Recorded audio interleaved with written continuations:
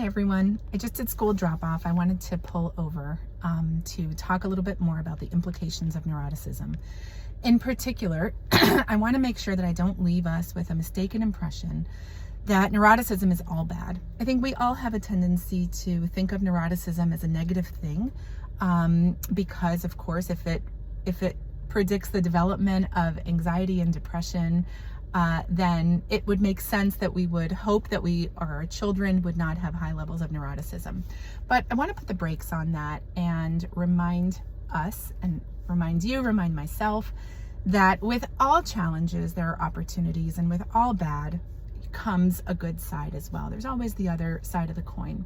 What I'm about to say is not necessarily based in the literature. It's more just based on my own personal experiences with myself, family members, my experiences as a mom, and my experiences as a psychologist. Let me share with you a personal anecdote of my own. I have two family members who are sisters to each other, and they are now young adults. The first sister, was ever since childhood, very early childhood, she has been very low in neuroticism. So of course she is human, so she has the ability to experience lots of negative emotion. And she does experience negative emotion when the situation calls for it. But her general temperament is a pretty easygoing temperament.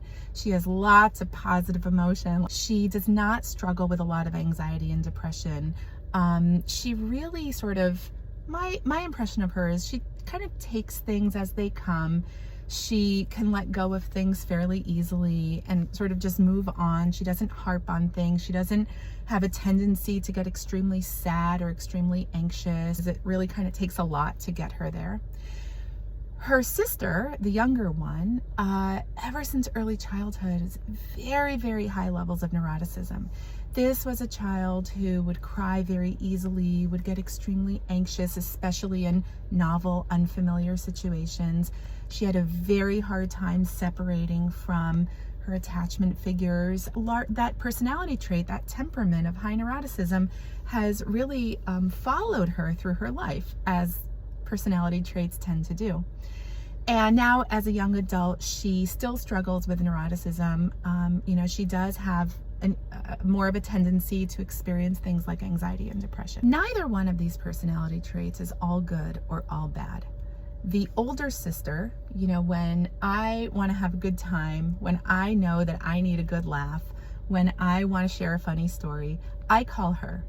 And she has a way of increasing my positive emotion and the positive emotion of the people around her in a way that is truly special.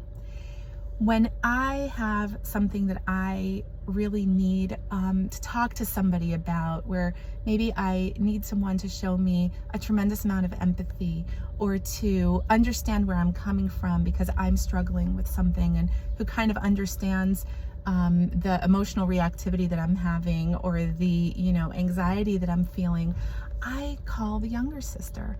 And it's not that I do sometimes call the older sister for those things, and sometimes I call the younger sister also to have a good laugh and have a good time, but they each bring something to the table. The low neuroticism sister brings something to the table, and the high neuroticism sister brings something to the table. And I will just say that sometimes people with very high levels of neuroticism have just an uncanny ability to tap into another person's emotional state, to display really high levels of empathy, and to really understand the experience of the person who's suffering.